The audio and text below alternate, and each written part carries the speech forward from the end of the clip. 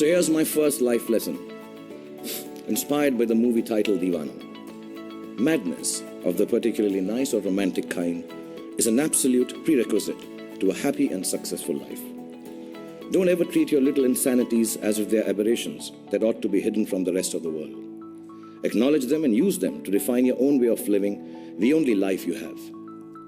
All the most beautiful people in the world, the most creative, the ones who led revolutions, who discovered and invented things, did so because they embraced their own idiosyncrasies.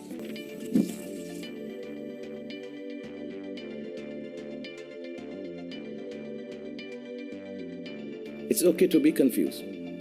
Confusion is the root to all the clarity in the world. Don't worry about it too much. Don't ever take yourself seriously enough to be so clear about your own ideas that you stop respecting other people's. Our values are our values. They don't make us any better than anyone else. At best, they just make us different. Always try to see the other person's truth, because like every movie has a story, every human being has one too, and you have no right to imagine that yours is better than anyone else's. You can leave that silliness to my esteemed colleagues and me.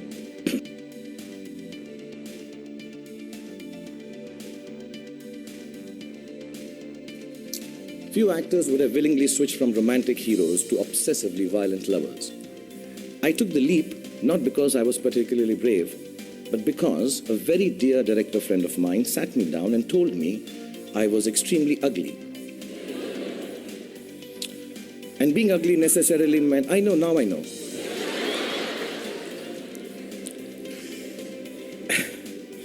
And being ugly necessarily meant I do bad guy roles. I wasn't a romantic hero type, he said. Actually, he used the words that my face was not chocolatey enough. So I started to eat a lot of chocolate. And while waiting for it to take effect, I jumped into bad guy roles.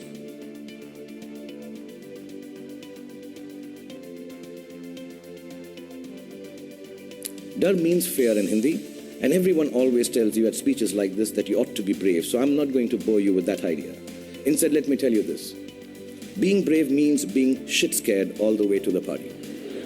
Yeah, I'm sorry if that word is being very scared all the way to the party.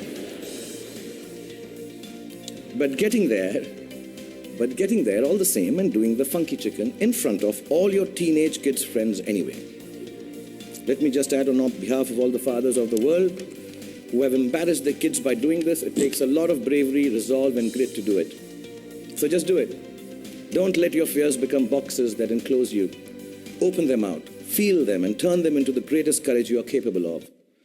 I promise you, nothing will go wrong. But if you live by your fears, everything that can possibly go wrong will go wrong. And you won't even have done the funky chicken. While we are on that, I do it. I do everything for you. I'm a doctor now.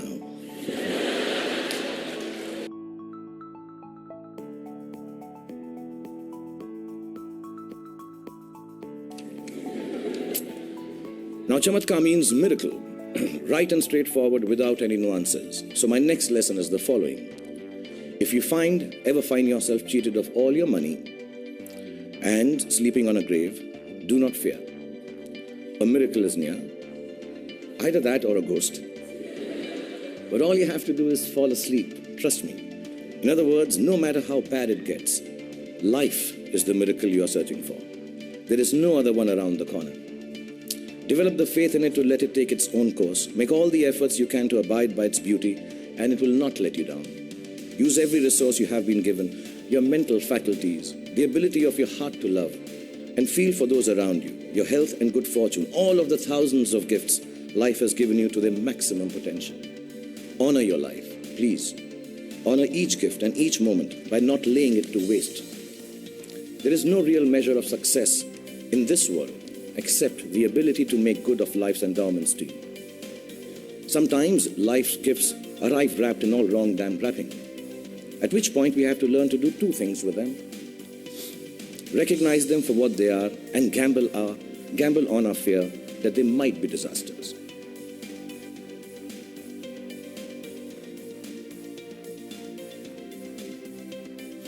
Rears its head, Give of yourself to others. And while you're at it, make sure you realize that you aren't doing anyone any favors by being kind to them. It's all just to make you feel that sneaky little twinge that comes from being utterly pleased with yourself.